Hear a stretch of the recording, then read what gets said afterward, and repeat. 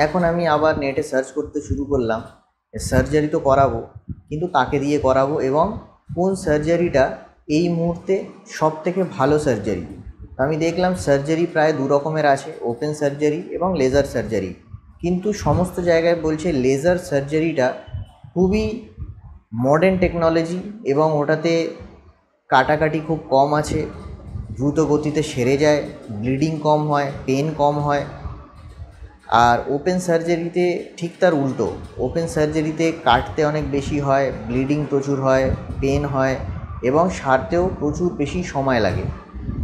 তাই আমি ভাবলাম লেজার সার্জারিটাই আমার জন্য উত্তম হবে, কারণ আমাকে অফিস জয়েন করতে হবে, আমার কাছে অত সময় নেই যে আমি বেড রেস্ট করব।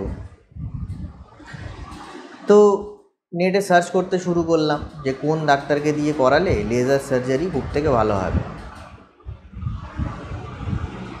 তো যখনই আমি গুগলে সার্চ করছি বা ইউটিউবে সার্চ করছি, স্পেসিফিক্যালি কলকাতায়, তো একটা ডাক্তারের নাম গুগল বলুন বা ইউটিউব বলুন সবাই বারবার রেকমেন্ড করছে, আর এবং ওনারই ভিডিও দেখাচ্ছে, ওনারই বিষয়ে ওয়েবসাইট ওপেন হচ্ছে।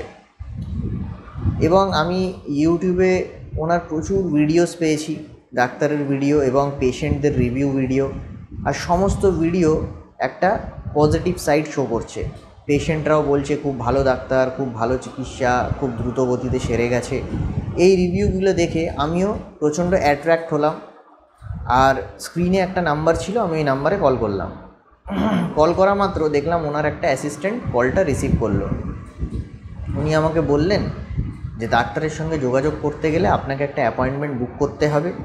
অ্যাপয়েন্টমেন্ট চার্জ হচ্ছে 1000 রুপিস এবং প্রথমে আপনাকে 200 টাকা অ্যাডভান্স দিতে হবে, আর আমরা আপনাকে দিন টাইম দিয়ে দেবো, সেই দিন আপনি আসবেন, ডাক্তারকে দেখাবেন এবং তারপরের যা প্রসেস হবে তখন বলে দেওয়া হবে। আমি বললাম ঠিক আছে। তো আমি 200 টাকা পেমেন্ট করে দিলাম, আর কিছুদিন পরে উনি আমাকে হোয়াটসঅ্যাপ করে জানিয়ে দিলেন যে আপনাকে অমুক তারিখে আসতে হবে, অমুক টাইমে আসতে হবে। তো আমি সরাসরি পৌঁছে গেলাম ওই টাইমে। তো ওইখানে গিয়ে দেখছি ডক্টরের কোনো পাত্তাই নেই, বসে আছি। তারপরে 1-1.5 ঘন্টা পরে দেখলাম ডাক্তারটা এলো। ভালো কথা, ডাক্তার এসে আপনি নিজের চেম্বারে বসলো। ডাক্তারের অ্যাসিস্ট্যান্টটা এসে যারা যারা দেখাবে ডাক্তারকে তাদের নামের একটা লিস্ট তৈরি করতে শুরু করলো।